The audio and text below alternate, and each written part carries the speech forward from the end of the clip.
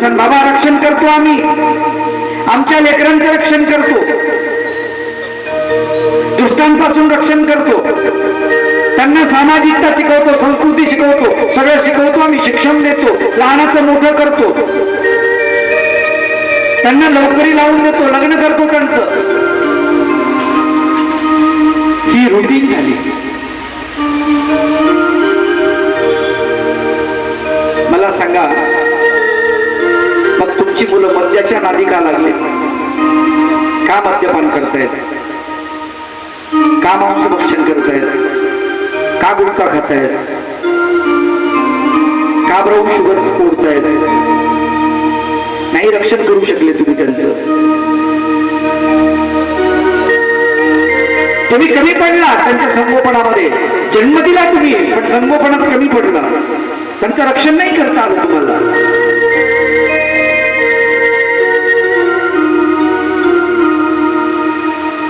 त्याला म्हटलं, भल्या माणसा, तुझ्यापेक्षा सुगरण चांगली आहे, तिचं घर चांगलं आहे, तुझं किती चांगलं असू दे, काही उपयोगाचं नाही. दुसरा एक उभा राहिला, म्हणला बाबा मी समुद्रात काम करतो, समुद्राच्या तळाशी जातो म्हणला मी. म्हटलं अरे बेड्या, तुझ्या अगोदर मासोळी तिथे गेली, तू तिथे जाऊन काय दिवे लावलेस?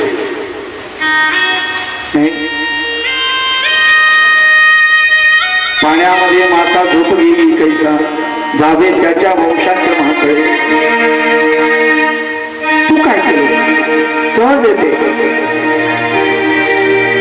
एक जण म्हणाला, मी वैमानिक आहे, आकाशात भरारी मारतो, दूर दूर जातो. त्याला म्हटलं, तुझ्यापेक्षा घाण आकाशामध्ये, पण तिचं लक्ष तिच्या पिलापाशी आहे, तुझं लक्ष तुझ्या लेकरापाशी आहे का?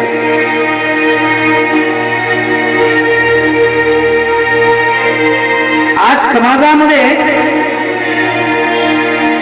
तरुण पिढीला बैकवण्याचं काम जे चाललेलं आहे, आपण वाचवू शकतो. मोबाईल नावाचं छोटं यंत्र त्यांच्या हातामध्ये आलेलं आहे. ते काय बघतात त्यांनाच माहिती. जागतिकीकरण झाल्यामुळे ते स्वातंत्र्य त्यांच्याकडे आलेलं आहे. तुम्ही काहीच पाहू शकत नाही त्यांच्याकडे. त्यांच्यावर कुठलीच बंधनं तुम्ही लागू शकत नाही. तुमची संस्कृती, तुमचा धर्म, सगळं सगळं झुगारून दिलेलं आहे त्यांनी. एक दिवस असा येणार आहे या भारतामध्ये, विदेशामध्ये जसं आहे ना, मुलाला जन्म देणे म्हणजे जनावरासारखं जन्म देणे, सोडून देणे मोकळं. त्यांच्याकडे संस्कृती नावाचा भाग नाही आहे, ती भारतामध्ये आहे. इथे आमची परंपरा आहे, प्रत्येक गोष्टीला संस्कार आहे. इथे दोन जीव एकत्र येतात ना, त्याला देवा ब्राह्मणाची साक्ष आहे, त्याला मित्र परिवारांचा आशीर्वाद आहे, साधू संतांचा आशीर्वाद आहे. तिथे तसं नाही आहे. कोणी कोणासोबत कधीही कुठेही जायचं, फिरायचं, फ्रीडम ज्याला म्हटले, फ्रीडम. अरे फ्रीडम तर जनावरांमध्ये आहे, पण जनावर बरी, त्यांनाही मोसम आहे, माणसांना कुठला मोसम आहे काय सांगा. एक मेंदू नावाचा भाग भगवंतानं आपल्याला दिलेला आहे, त्याची डेव्हलप आपल्याकडून काय होते. मुलाबाळांना जन्म देण्यासाठी आपला जन्म नाही झाला फक्त, ते तर रुटीन आहे नहीं का. मुर्गी के पूत घने आगे पीछे टाक, चिल्ली ले गए, बिल्ली ले गए, हो गए बाटाबाद. किती मोठे आहेत त्याला, डुकराला तर किती येत. म्हणजे प्रपंच हाच महत्वाचा मुद्दा आहे का मानवी जीवनामध्ये, हे आम्हाला कळलं पाहिजे. माय बापू नाही ना, हे हा महत्वाचा मुद्दा नाही आहे. मनुष्य जीवनामध्ये प्रपंच फक्त टेन्शन मुक्तीसाठी आहे, आणि त्यातूनही चांगलं निर्माण व्हावं. पती पत्नीचा संबंध झाल्यानंतर त्याच्यातून उत्कृष्ट कृष्ण जन्माला यावं, कृष्ण जन्माला यावा, छत्रपती शिवाजी जन्माला यावेत, हनुमंत जन्माला यावेत, रामचंद्र जन्माला यावेत, विवेकानंद जन्माला यावे, तुकडोजी बाबा, गाडगे बाबा जन्माला यावेत, नाकी लादेन. हे कळलं पाहिजे. मग काय जन्माला घालायचं हे आमच्यावरती अवलंबून आहे. कुणाला जन्म द्यावा? जननी जने तो दाता या शूर जने, जननी जने तो शूर या दाता न तो बिचारी वांजवली, जननी जने तो दाता या शूर न तो बिचारी वांजवली, न गवाए अपना नूर. नाही का? मातेनं जननीनं जन्म द्यावा तर शूरवीराला जन्म द्यावा, भक्ताला जन्म द्यावा, दात्याला जन्म द्यावा, नाही तर बिचारी वाज बरी, तिचं सौंदर्य तरी जाणार नाही कमीत कमी. काय उपयोग आहे? कुठं कळतंय आम्हाला? नाही ना, आम्हाला समजत नाही ना. त्याला विचारलं तू घर बांधलं बरोबर आहे, तू समुद्राच्या तळाशी गेला हे बरोबर आहे, पण तू आकाशात उडी मारली हेही बरोबर आहे, पण तुझ्या अगोदर घाल आहे. तो म्हणाला, एक जण उभा राहिला, म्हणला मी सुंदर तयारी केली, आवाज तयार केलाय मला, मी सुंदर गातो, आणि तुझ्या अगोदर कोकिळा गाते. कोकिळा मंजुळ गातो सेवानी शिकविता धनी वेगळा, तुझ्या अगोदर ती गाते रे बाबा. तिचा आवाज अगोदर चांगला आहे, देवाने तिला सुंदर आवाज दिलेला आहे. तुझा आवाज तरी खराब होतो, तिचा आवाज खराब नाही होत. खरं तर या गोष्टीसाठी आम्हाला मनुष्य जन्म भेटला का याचं ज्ञान आम्हाला पाहिजे. आम्ही ज्ञेय आहोत आणि फक्त मनुष्य जन्मामध्ये कळते ज्ञान.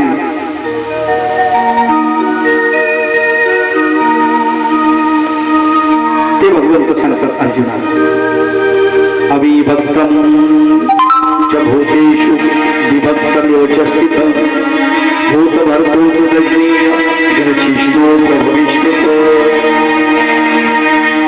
काही नाश होतात, काही निर्माण होतात, हे सतत चालत असतं म्हणाले. ज्योतिष्यामपि तज्ज्योति समसत् परमुच्यते. काही तेज जन्माला येतं, काही तेज नष्ट होतं.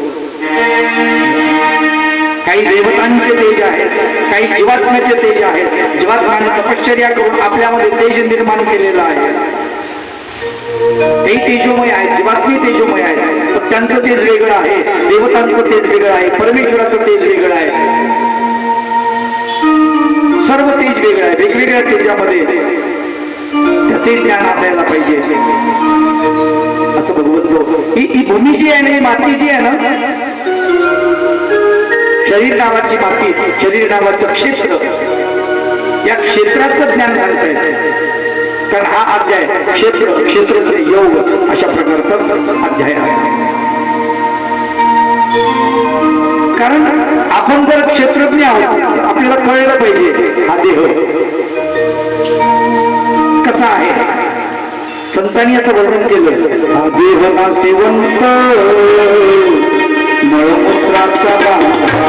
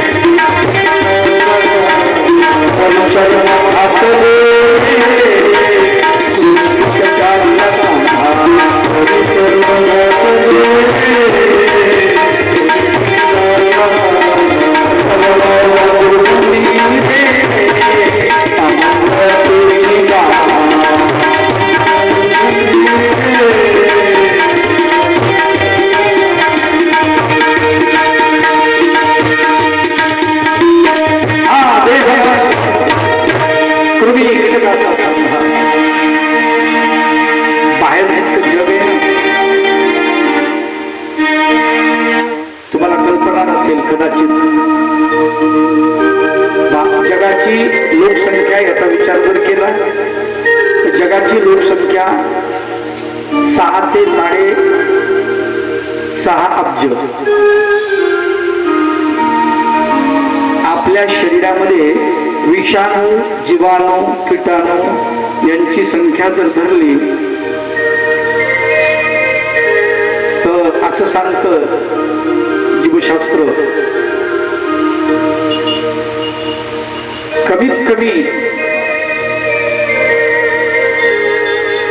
20 ते 25 अब्ज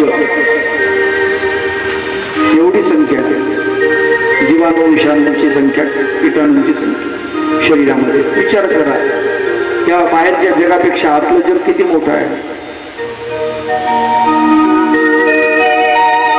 आणि कशी सिस्टीम आहे. इति क्षेत्रम तथा ज्ञानम नियम चोक्त समाजत. ते म्हणतात किती क्षेत्र, हे क्षेत्र जे आहे तथा त्या क्षेत्राचं ज्ञान. आपला 7/12 आपल्याला माहित पाहिजे. हा 7/12, याला 7/12 याचं किती आहे. तुमचं 7/12 तुम्हाला माहित असेल ना, तुमच्याकडे जमीन आहे किती आहे बा, इतके एकर, इतके गुंठे, किंवा तुमच्याकडे आर म्हणत असतील कदाचित, नाही का.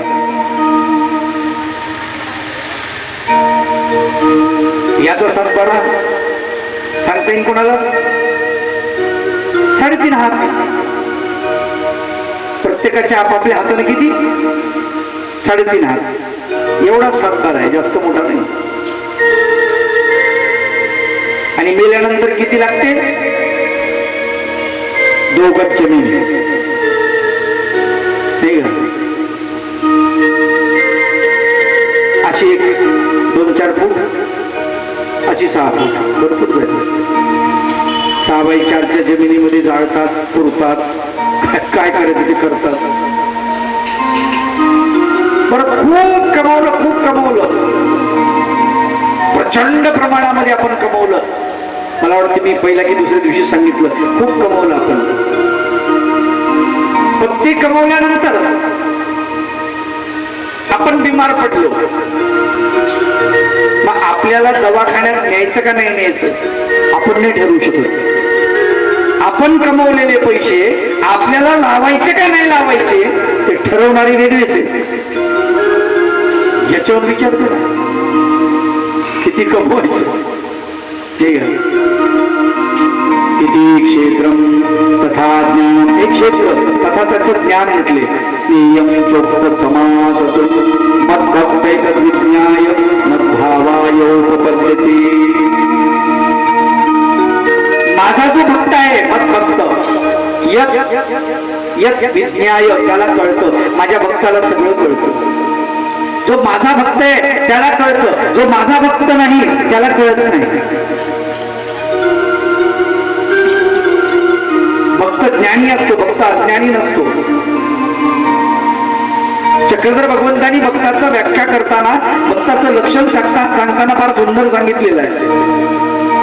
बाई, भक्त आणि मागे प्रश्नार्थ काय सूत्र.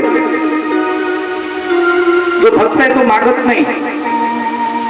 आपण तर सतत मागत राहतो. मंदिरात गेले की देवाला विड्या ठेवतो, मागत राहतो. विड्या त्यासाठी ठेवतो, मागण्यासाठी नाही. आपण भक्त नाही, बेकारी आहे. आपण बेकारी आहे. आपल्याला भक्त उपमा शोभत नाही, भिकारी उपमा शोभते.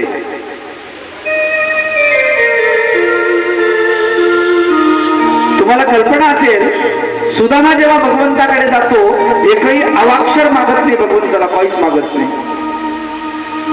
काही मागत नाही. खरं तर त्याला गरज असते, पत्नीने पाठवलेलं असतं की काहीतरी मागा, तुमचे मित्र आहेत ना, मागा त्यांना. तो कसं मागायचं ग, मी त्याचा भक्त आहे, तो माझा देव आहे. देवाला कळत नसतं मला काय पाहिजे ते.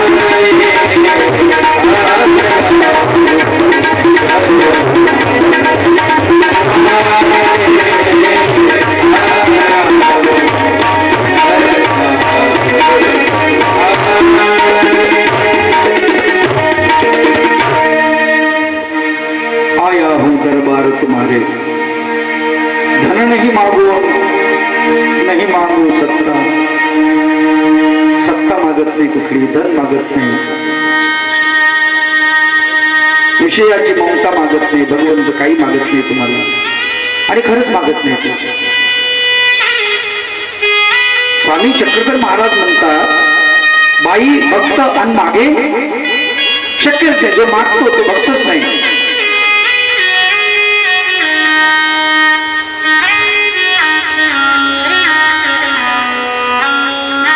तो म्हणतोय माझ्या कर्माच आहे, ती भगवंताला का त्रास देऊ, आणि माझ्यावर भगवंत उपकारच करतायत. कदाचित मला श्रीमंत केल्यानंतर मी भगवंताला विसरून जाईल असं मला वाटलं, भगवंताला वाटत असेल. मला पैसे जर भगवंताने दिले, मला श्रीमंत केलं, तर मी देवाला आठवणार नाही असं देवाला वाटत असेल, म्हणून मला देवाने भिकारी केलेलं आहे, मला गरीब केलेलं आहे. माझ्यावर भगवंताचा उपकारच आहे, प्रीतीच आहे.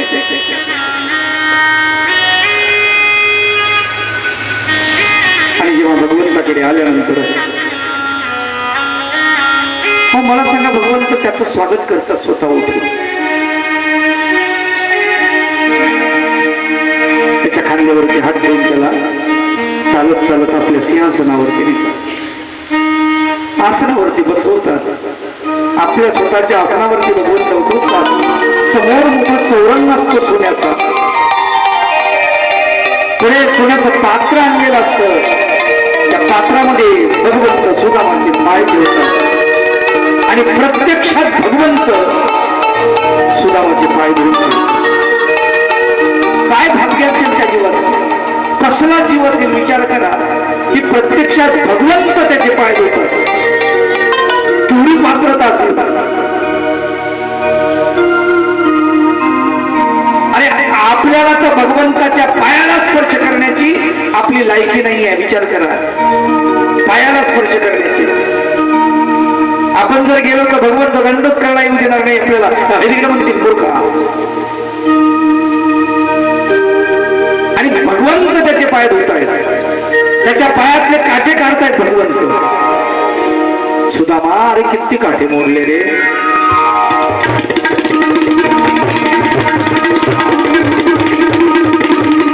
पाय धुवून स्वच्छ करतात, आपल्या अंगावरच्या वस्त्रांनी भगवंत उपरण्याने त्याचे पाय पुसून.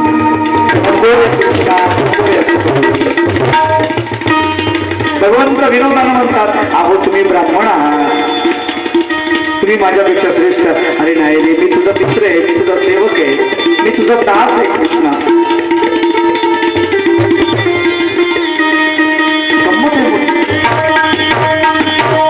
तुम्हाला तितकं द्यावं लागतं, तितक्या वेळेस नाम घेतलंय त्यानं भगवंताचं, अंतःकरण भगवंताला अर्पण केलंय, काही जवळ ठेवलेलं नाही, सगळं देऊन टाकलं देवाला, सगळं दिलेलं आहे. आणि तेव्हा भगवंत सगळे करतात, उगाच करत नाही, त्याला द्यावं लागतं. गोपिकांनी भगवंताला सगळं दिलंय, सगळं दिलंय, काहीच ठेवलं नाही जवळ, चेतना आपली देऊन टाकली.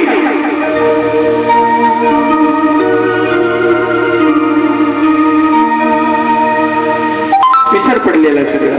एक गवळण फार सुंदर छान लिहिली होती, कोणी लिहिली माहित नाही, पण फार सुंदर होती.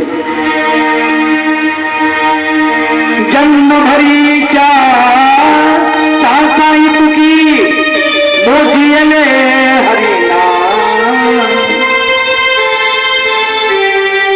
विकत घेत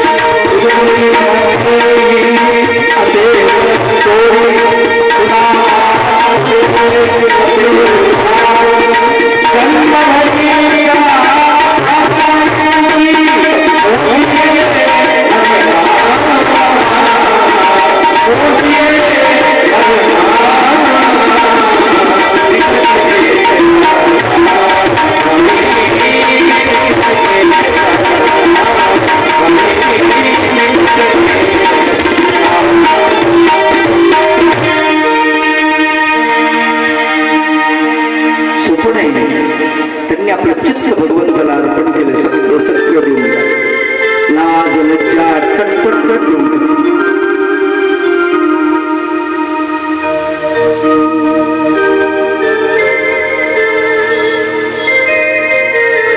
कबीर दास को किसी ने पूछा कि कबीर जी आप बहुत प्रेम करते हो, बहुत प्रेमी हो, आपके अंदर बहुत प्रेम भरा है. कबीर जी बोले पगले हो गए तुम लोग, क्या प्रेम करते हो, क्या बात करते हो, कबीर कबीर कबीर कर रहे हो, मुझ में इतना प्रेम कहाँ है. कबीर कबीर क्या कहे, जा जमुना के तीर एक गोपी के प्रेम में बह गए कोटि कबीर. क्या कबीर कबीर कर रहे हो बोले. अरे एक गोपी का प्रेम भगवान के प्रति इतना है कि हमारे जैसे कोटि कबीर बह जाएंगे उसके प्रेम में. इतना प्रेम है बोले कन्हैया के साथ, इतना प्रेम है. सोते जागते खाते पीते बस कृष्ण का नाम लेती है. जब कृष्ण भगवान गए मथुरा तो गोपिका उदास हो गई और भगवान का नाम लेने लगी, उसे पुकारने लगी, आओ कन्हैया कहाँ गए हो तुम, आओ प्राणनाथ कहाँ गए हो तुम, कितने दिन हो गए मुलाकात नहीं प्रभु जी.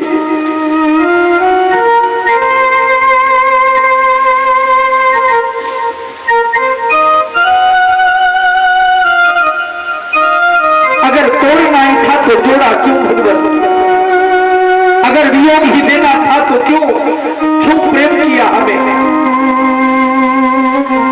क्यों प्रेम सागर में हमें डुबो दिया प्रभु. अभी हमें छोड़ के चले गए हो, कब आओगे जी. गोपियां राह देखती थी,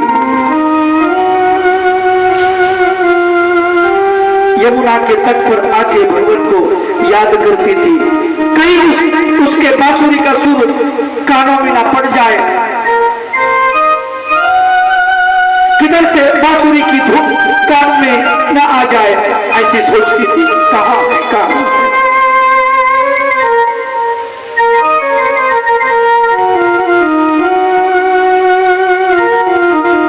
जब शाम होती थी गोपिका दिया जलाती थी, भगवान अभी तो आओ प्रभु, पूजा का समय हो गया, अभी हम पूजा किसकी करेंगे भगवान.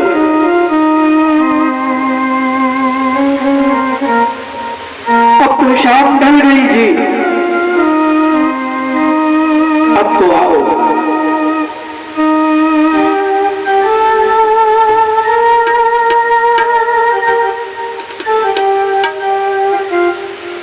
जब दीप जले जब शाम ढले,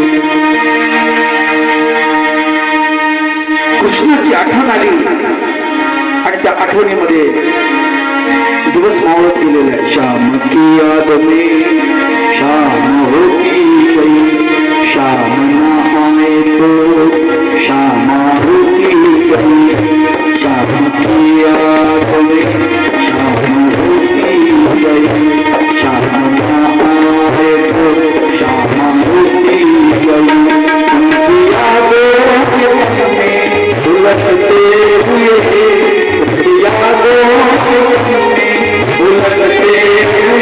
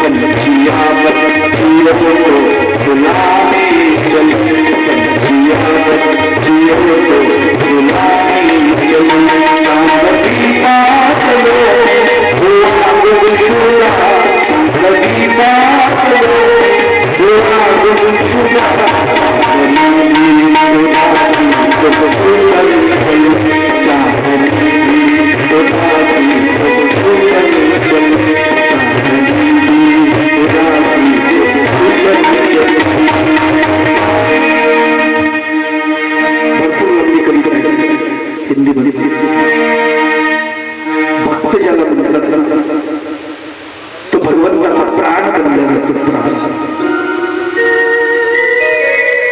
खर तर भक्त भगवंताशिवाय राहू शकत नाही, हे बरोबर आहे, पण भगवंत सुद्धा भक्ताशिवाय राहू शकत नाही, तो सुद्धा राहू शकतो. 13वा अध्याय आपण इथे संपवूया.